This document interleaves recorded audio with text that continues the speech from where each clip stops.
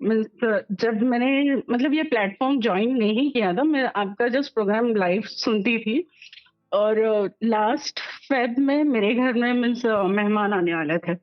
तो ऐसा सिचुएशन था कि कुछ पैसे थे नहीं मतलब बहुत कम थे तो मना और कर मैं मेरी देना था, फूफी उनको की बोलना था बेटी घर बैठो दावत अपना, में। क्या ज़रूरत है?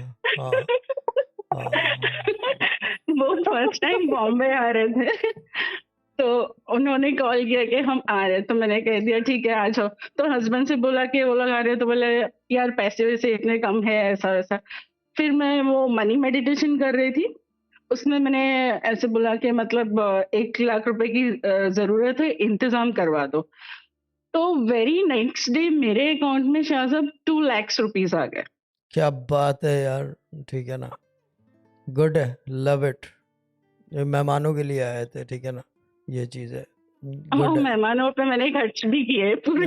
कितने 25-30 रुपए खर्च दिए होंगे, पापे चाय पिला दिए सुबह से शाम तक। नहीं, हाँ, ऐसा ही होता है, मुझे पता है नहीं जिस तरह के हैं आप, वो बम्बई से आया मेरा दोस्त ना, यही होगा। हाँ, चाय पापे खिला दिए, बाकी ना दबा के रख लिए। ज़्यादा मजाक कर रहा हूँ ऐसा भाजी, नहीं, जस्ट उनको पूरा जोकिंग, जस्ट बॉम्बे जोकिंग, घुमाया। Joking, joking.